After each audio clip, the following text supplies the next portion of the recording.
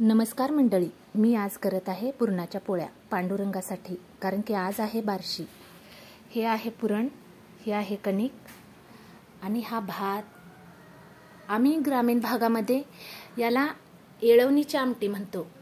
आमटी, भात आणि पुरणपोळी हा स्वयंपाक मी आज पांडुरंगाला दाखवणार आहे। म्हणजे आपण नैवेद्य म्हणतो ना तो।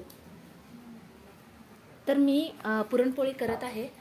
म्हणजे मला एवढी छान जमत नाही, पण तरी पण मी प्रयत्न करते। हे याच्यामध्ये अशी थोडीशी पोळी लाटायची आणि पुरण यामध्ये स्टिफ करायचं, म्हणजे भरायचं छानपैकी। हे असं दोन्ही अंगठ्याने असं दाबायचं।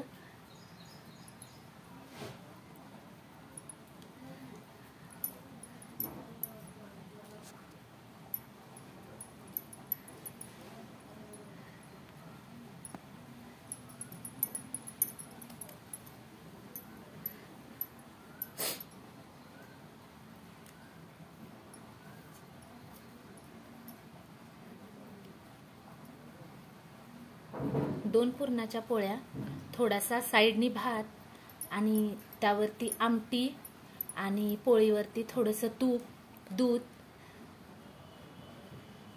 आज पांडुरंगाला मान आहे तो खरं म्हणजे पुरणपोळीचा।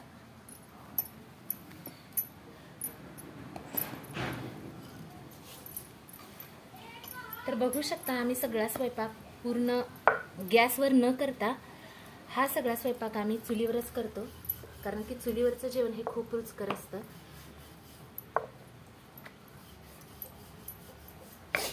संत नामदेवाची खीर सुद्धा देवाने खाल्ली होती। तुमचं आमचं काय देव काय खाणार नाही, पण निदान मनाला समाधान वाटेल की आज मी पांडुरंगाला आज पुरणपोळीचा नैवेद्य केला। आणि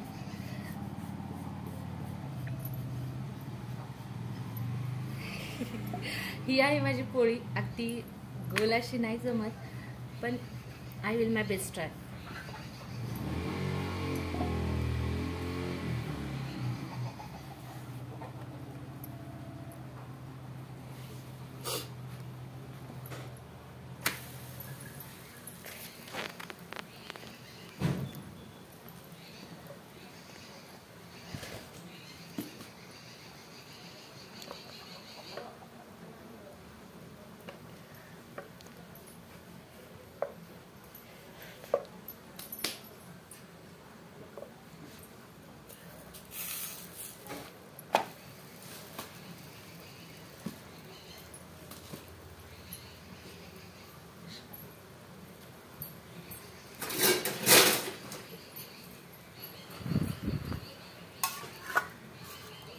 पोळी पूर्ण अशी फुगलेली दिसते।